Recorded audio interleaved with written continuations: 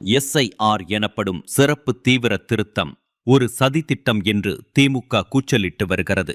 வாக்காளர்கள் நீக்கப்படுகிறார்கள், ஜனநாயகம் அச்சுறுத்தலுக்கு உள்ளாகிறது, சிறுபான்மையினர் மற்றும் குறிப்பிட்ட சமூகங்கள் குறிவைக்கப்படுகின்றன என்று கூறுகிறது. ஆனால் உண்மை அதுவல்ல.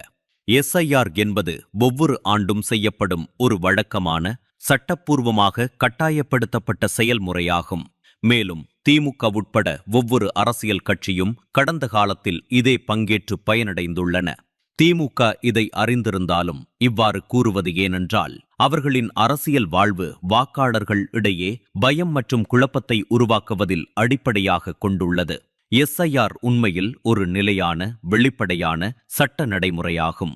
எஸ்ஐஆர் புதியது அல்ல, இது ஜனநாயகத்திற்கு எதிரானதுமல்ல, இது யாரையும் குறிவைக்கவில்லை. இது தேர்தல் ஆணையத்தின் வருடாந்திர நடைமுறையாகும்.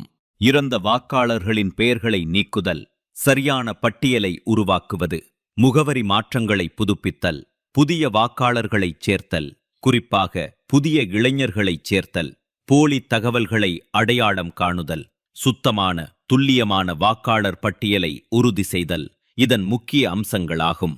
உலகில் உள்ள ஒவ்வொரு ஜனநாயக நாடுகளும் வாக்காளர் பட்டியலை அவ்வப்போது முறைப்படுத்துவதை செய்வதை உறுதி செய்கிறது. தமிழ்நாடு மட்டும் விதிவிலக்கல்ல.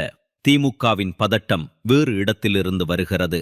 ஏனெனில் எஸ்ஐஆர் மூலம் இறந்த வாக்காளர்கள், போலி வாக்காளர்கள் குறித்த அனைத்து தகவல்களும் அம்பலப்படுத்தப்படும் என அச்சமடைகிறது. மொத்தமாக பதிவு செய்யப்பட்ட போலி வாக்காளர்கள், ஒரே குடும்பத்துடன் இணைக்கப்பட்ட பலரின் பெயர் விவரங்கள், தொகுதியில் வசிக்காத முகவரி மாறிய வாக்காளர்கள், தேர்தலை தங்கள் விருப்பப்படி நடத்த பராமரிக்கப்படும் பட்டியல்கள். குறிப்பாக ஒவ்வொரு தேர்தலிலும் தொடர்ந்து வாக்களிக்கும் இறந்த வாக்காளர்கள் போன்ற நடைமுறைகள் திமுகவிற்கு உதவியுள்ளன. தற்போது தேர்தல் ஆணையம் இந்த மோசமான நடைமுறைகள் இல்லாமல் இருக்க தனது பிடியை இறுக்கி வருகிறது என்பது குறிப்பிடத்தக்கது.